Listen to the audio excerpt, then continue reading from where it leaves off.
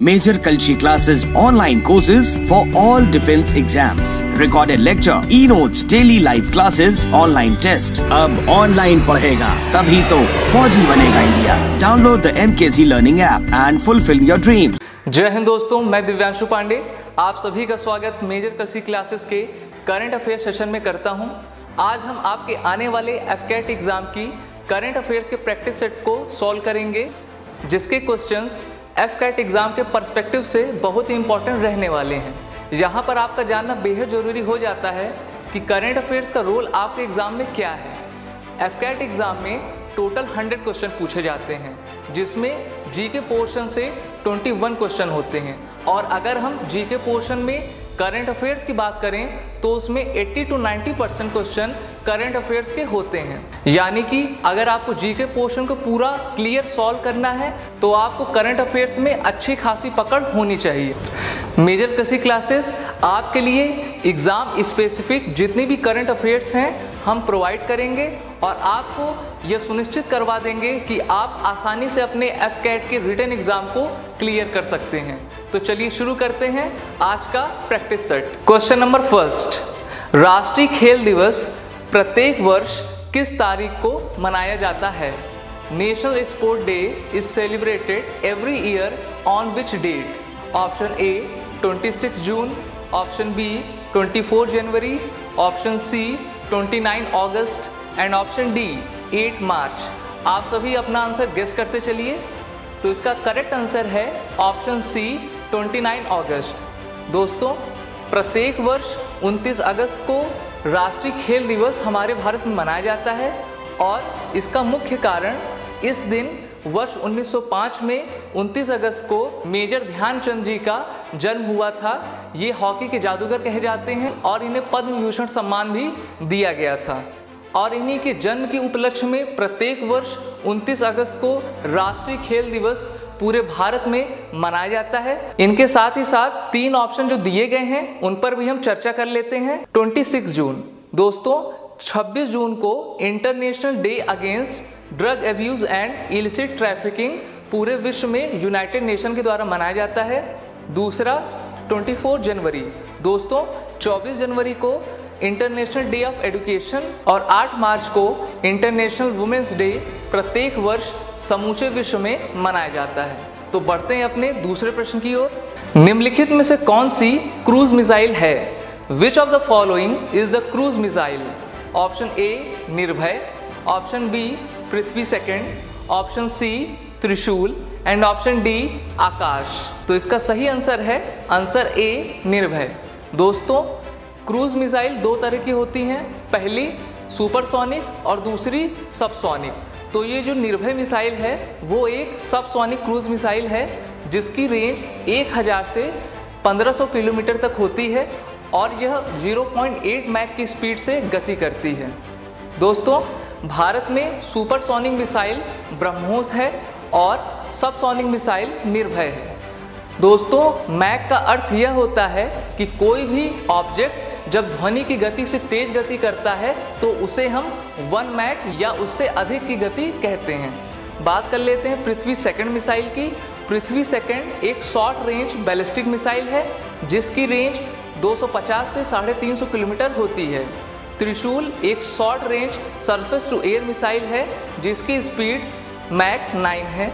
और Akash missile medium range surface to air missile है जिसकी रेंज 30 से 35 किलोमीटर और इसकी गति 2.5 to 3.5 मैक है। क्वेश्चन नंबर 3, निम्नलिखित में से कौन सा राष्ट्रीय उद्यान यूनेस्को की विश्व धरोहर स्थल में सूचीबद्ध है? Which of the following national park is listed in UNESCO world heritage site? Option A Jaldapara national park, option B great Himalayan national park, option C Bandipur national park and option D Dudhwa national park. आप सभी अपना answer guess करते चलिए। तो इसका सही answer है option B great Himalayan national park. दोस्तों, वर्ष 1984 में ग्रेट हिमालयन नेशनल पार्क को हिमाचल प्रदेश में अवस्थित किया गया और यह अभी यूनेस्को की वर्ल्ड हेरिटेज साइट में लिस्ट है। इसके साथ ही साथ हम जो 3 ऑप्शन और हैं उनको भी डिस्कस करते चलते हैं। जल्दापारा नेशनल पार्क आपके पश्चिम बंगाल में है और इसकी स्थापना 2012 में की गई और यह इंडियन राइनोसोरस के लिए प्रसिद्ध है। बांदीपुर नेशनल पार्क कर्नाटक में है और इसकी स्थापना 1974 में की गई और यहाँ पे chital, Bengal tiger, grey langurs, Indian giant squirrel, gaur, leopard जैसे जानवर दिखते हैं। उत्तर प्रदेश में दुधवा नेशनल पार्क अवस्थित है और यह 1977 में इस नेशनल पार्क की स्थापना की गई और यह national park tiger, sambar deer और हॉक डियर के लिए प्रसिद्ध है। क्वेश्चन नंबर 4, पृथ्वी विज्ञान मंत्रालय ने राष्ट्रीय पुरस्कारों की घोषणा की। लाइफ टाइम एक्सीलेंट अवार्ड 2020 के प्राप्तकर्ता कौन हैं? Earth sciences ministry announces national awards. Who is the recipient of the life time excellent award 2020? Option A professor Ashok Sahni, option B doctor S Suresh Babu, option C doctor N Mittal and option D K Sivan. तो इसका सही उत्तर है option A professor Ashok Sahni. दोस्तों, life time excellent award professor Ashok Sahni को भूविज्ञान, कशेरुकी जंतु विज्ञान और बायोस्ट्रैटिग्राफी में उनके महत्वपूर्ण योगदान के लिए दिया गया है। इसके साथ ही साथ वायुमंडलीय विज्ञान और प्रौद्योगिकी के लिए राष्ट्रीय पुरस्कार डॉक्टर एस सुरेश बाबू को प्रदान किया गया। तो आप ये देखते चल रहे हैं कि ये सब क्वेश्चन बहुत ही महत्वपूर्ण रहने वाले हैं आपके आने वाले एफकैट एग्जाम के लिए। आप इनका एक नोट्स बना के चलते रहिए और इसके साथ ही साथ अपने एफकैट एग्जाम को क्लियर करने के लिए करंट अफेयर हम तो प्रोवाइड कर ही रहे हैं, उसके साथ ही साथ आपको अर्थमेटिक, रीजनिंग, इंग्लिश, जीके को क्लियर करने के लिए एक बेहतरीन टीचिंग फैकल्टी और एक बेहतरीन पढ़ाई की आवश्यकता होती है। तो फटाफट आप जाइए गूगल प्ले स्टोर पे और MKC लर्निंग ऐप ज्वाइन करके अपना उज्जवल भविष्य भारतीय वायुसेना में बनाइए। तो चलते हैं क्वेश्चन नंबर 5 की ओर। Overdraft saving the Indian saver पुस्तक किसके द्वारा लिखी गई? Overdraft saving the Indian saver book is written by whom? Option A Shashi Tharoor, option B Chetan Bhagat, option C Urjit Patel and option D S Jaishankar. तो इसका सही उत्तर है ऑप्शन सी उर्जित पटेल। दोस्तों, उर्जित पटेल जो RBI के पूर्व गवर्नर रह चुके हैं, उन्होंने overdraft saving the Indian saver नामक एक पुस्तक लिखी है और अभी के RBI गवर्नर शक्तिकांत दास जी हैं। क्वेश्चन नंबर 6, कौन सा फ्लाइंग क्लब DGCA द्वारा प्रमाणित पहला ड्रोन ट्रेनिंग स्कूल बन गया है? Which flying club becomes first DGCA approved drone training school? Option A Bangalore flying club, option B Bombay flying club, option C Pune flying club and option D Ranchi flying club. तो इसका सही उत्तर है option B Bombay flying club. दोस्तों, DGCA जिसका full form directorate general of civil aviation है, उसने Bombay flying club को पहला अनुमोदित ड्रोन ट्रेनिंग स्कूल बनाया है। अब आप लाइसेंस और ड्रोन चलाने की ट्रेनिंग बॉम्बे फ्लाइंग क्लब से प्राप्त कर सकते हैं। क्वेश्चन नंबर 7, शिक्षा मंत्रालय के रूप में किस मंत्रालय का नाम बदला गया है? Which ministry is renamed as ministry of education? Option A ministry of science, option B ministry of human resource development, option C ministry of sports and youth welfare and option D ministry of institute of technology. फटाफट अपना answer guess करते चलिए। तो इसका सही उत्तर है option B ministry of human resource development. दोस्तों, केंद्रीय कैबिनेट ने मानव संसाधन विकास मंत्रालय, जिसे हम MHRD कहते हैं, इसका नाम बदलकर अब शिक्षा मंत्रालय करने का निर्णय ले लिया है और वर्तमान में HRD मिनिस्टर श्री रमेश निशंक पोखरियाल हैं। क्वेश्चन नंबर 8, अंजुम मौदगिल किस खेल से संबंधित हैं? Anjum Moudgil is related to which game? Option A boxing, option B table tennis, option C shooting and option D badminton. तो ये आसान सा क्वेश्चन है, आप सभी आसानी से अपना आंसर गेस कर लेंगे। तो चलिए इसका आंसर जानते हैं। इसका आंसर है ऑप्शन सी शूटिंग। दोस्तों, अंजुम मौदगिल शूटिंग की खिलाड़ी हैं और यह 1 मई 2019 को विश्व की दूसरे नंबर की एयर राइफल शूटिंग जो 10 मीटर की थी उसमें अपना स्थान बनाया था। क्वेश्चन नंबर 9, वर्ष 2018 में 66वें Dadasaheb Phalke lifetime achievement award के प्राप्तकर्ता कौन है? Who is the recipient of 66th Dadasaheb Phalke lifetime achievement award in 2018? Option A Vinod Khanna, option B Shashi Kapoor, option C V K. Murthy and option D Amitabh Bachchan. तो आपने अपना आंसर गेस कर लिया होगा, तो इसका सही आंसर है ऑप्शन डी अमिताभ बच्चन। दोस्तों, वर्ष 2018 में 66वां दादा साहब फाल्के अवार्ड श्री अमिताभ बच्चन जी को दिया गया। दादा साहब फाल्के अवार्ड फिल्म जगत में सबसे प्रतिष्ठित अवार्ड माना जाता है और अभी तक कुल 50 व्यक्तियों को इस पुरस्कार से सम्मानित किया जा चुका है और इसकी पहली प्राप्तकर्ता देविका रानी थी, जिन्हें वर्ष 1969 में यह पुरस्कार दिया गया था। तो बढ़ते हैं अगले क्वेश्चन की तरफ। क्वेश्चन नंबर 10, निम्नलिखित में से कौन सी कंपनी दुनिया की सबसे मूल्यवान कंपनी बन गई है? Which of the following company becomes world's most valuable company? Option A Apple, Option B Saudi Aramco, Option C Alphabet and Option D Microsoft। तो इसका सही उत्तर है ऑप्शन ए एप्पल। एप्पल ने तेल की दिग्गज कंपनी सऊदी अरमाको को पीछे छोड़ते हुए दुनिया की सबसे मूल्यवान लोक व्यापार कंपनी बन गई है। एप्पल का बाजार मूल्य 1.84 ट्रिलियन यूएस डॉलर है, जबकि सऊदी अरमाको का बाजार मूल्य सिर्फ 1.76 ट्रिलियन डॉलर है। यानी कि एप्पल विश्व की सबसे मूल्यवान कंपनी इस समय की हो गई है। क्वेश्चन नंबर 11, किसे जम्मू एवं कश्मीर के नए उपराज्यपाल के रूप में नियुक्त किया गया है? Who is appointed as the new lieutenant governor of Jammu and Kashmir? Option A G C. Murmu, option B Rajiv Mahrishi, option C Manoj Sinha and option D Ashok Khemka. तो इसका सही उत्तर है ऑप्शन सी मनोज सिन्हा। दोस्तों, मनोज सिन्हा को 6 जुलाई 2020 को जम्मू एंड कश्मीर का नया उपराज्यपाल नियुक्त किया गया है। वो अब जी.सी. मुर्मू के स्थान पर आएंगे। जान लेते हैं जी.सी. मुर्मू कौन है। जी.सी. मुर्मू गुजरात कैडर के 1985 बैच आईएएस के अधिकारी रहे हैं और प्रधानमंत्री नरेंद्र मोदी के चीफ मिनिस्टर के कार्यकाल में वो इनके प्रिंसिपल सेक्रेटरी भी रह चुके हैं। इसके साथ ही साथ मनोज सिन्हा, जो अभी के जम्मू एवं कश्मीर के उपराज्यपाल के रूप में पदभार संभाला है, वो भारतीय जनता पार्टी से आते हैं और उन्होंने NDA 2 गवर्नमेंट में minister of state independent charge for communication और minister of state for railways का पदभार भारत सरकार में इस पद पर कार्य किया है।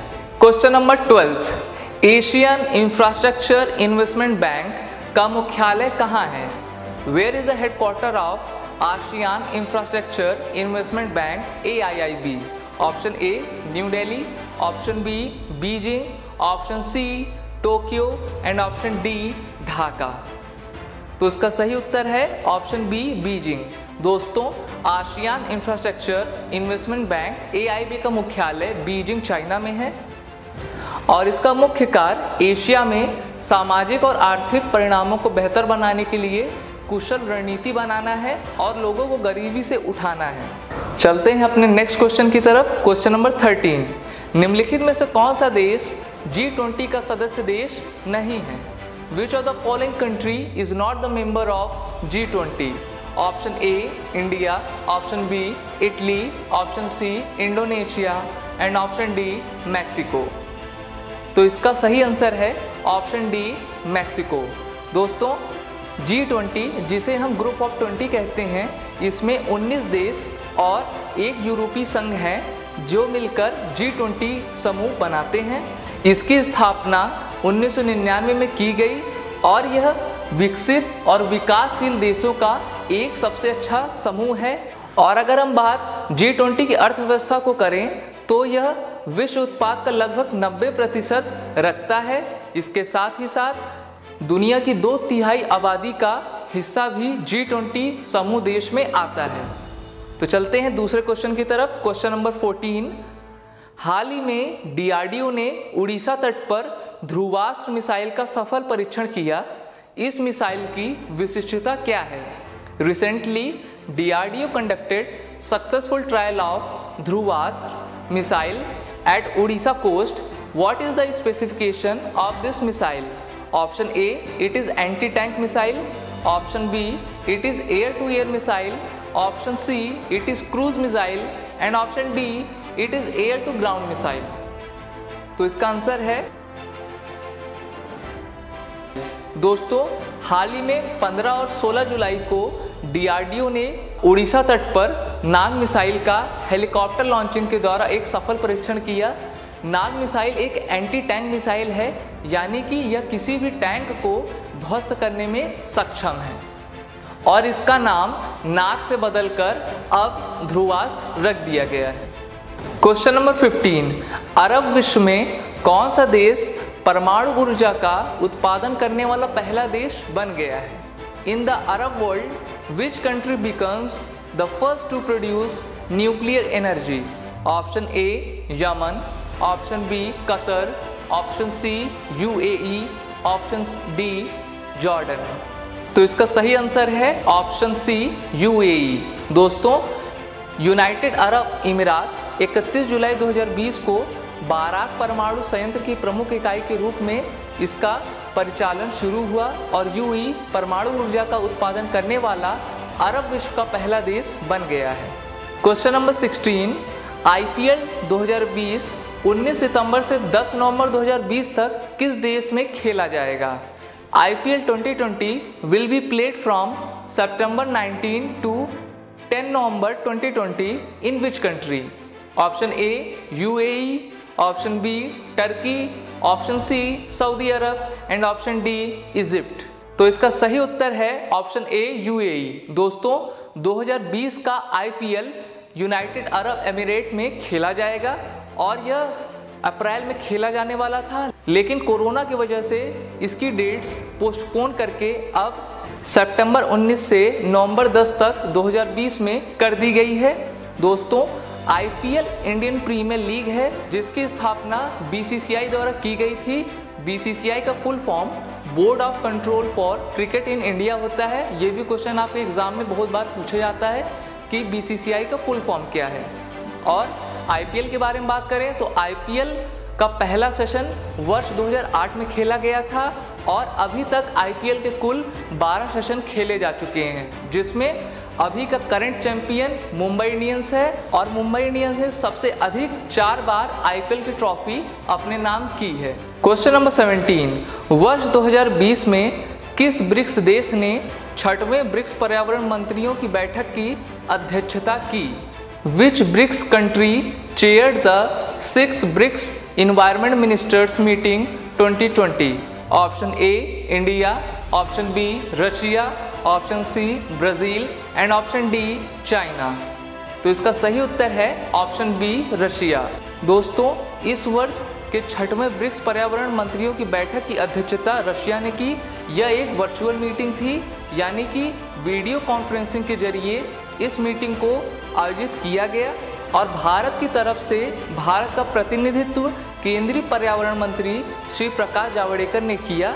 यह बैठक रूस की अध्यक्षता में हुई और अगले वर्ष यानी कि 2021 में भारत 7वें ब्रिक्स पर्यावरण मंत्रियों की अध्यक्षता करेगा। क्वेश्चन नंबर 18, वर्ष 2020 इंटरनेशनल एकेडमी ऑफ एस्ट्रोनॉटिक्स के वॉन कर्मन पुरस्कार के प्राप्तकर्ता निम्नलिखित में से कौन है? Who has been named as the recipient of the 2020 von Karman Award of the International Academy of Astronautics? Option A, doctor K Sivan, option B, G Madhavan Nair, option C, doctor Harsh Vardhan and option D, Kailash Satyarthi. तो दोस्तों, इसका सही उत्तर है option A, doctor K Siwan. आप doctor K Siwan को तो जानते ही हैं, ये अभी इसरो के तात्कालिक चेयरमैन हैं और इंटरनेशनल एकेडमी ऑफ एस्ट्रोनॉटिक्स ने भारतीय अंतरिक्ष अनुसंधान संगठन के प्रमुख डॉक्टर कैलाश दिबू सिवन को 2020 वॉन कर्मन अवार्ड के रूप में घोषित किया है, जो IAA का सर्वोच्च पुरस्कार होता है और यह पुरस्कार वर्ष 2021 में डॉक्टर के सिवान को दिया जाएगा। इस पुरस्कार के बारे में हम जान लेते हैं। यह पुरस्कार विज्ञान की किसी भी शाखा में विशिष्ट योगदान और जीवन भर की उपलब्धियों के पहचानने के लिए प्रतिवर्ष प्रस्तुत किया जाता है और इस वर्ष का पुरस्कार डॉक्टर के सिवान को मिलेगा। बढ़ते हैं अगले क्वेश्चन की तरफ। क्वेश्चन नंबर 19, भारतीय प्रतिभूति एवं विनिमय बोर्ड की स्थापना कब की गई? When was the Securities and Exchange Board of India (SEBI) was established?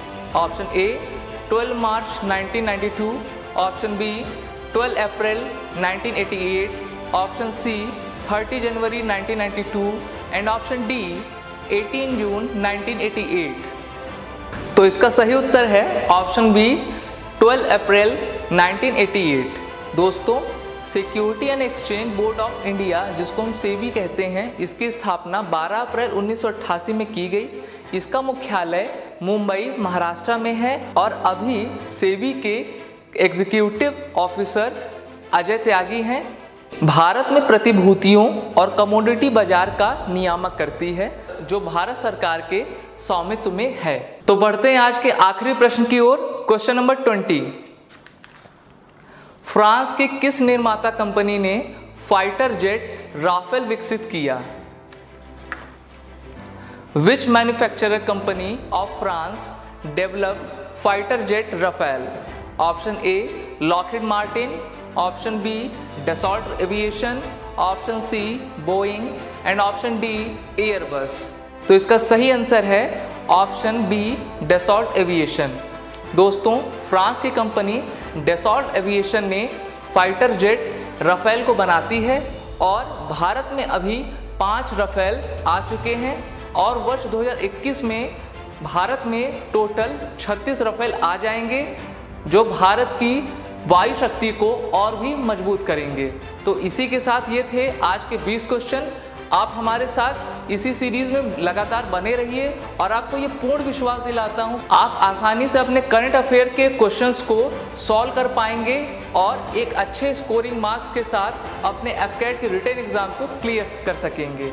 इसके साथ ही साथ arithmetic, reasoning, English, GK portion को क्लियर करने के लिए आपके लिए हमने MKC लर्निंग ऐप शुरू किया है, जहां पर आप एक अच्छी और बेहतरीन तैयारी के साथ किसी भी एग्ज़ाम को क्लियर कर सकते हैं। तो फटाफट आप गूगल प्ले स्टोर पर जाकर MKC लर्निंग ऐप डाउनलोड करिए और अपनी पढ़ाई को एक नया आयाम दीजिए।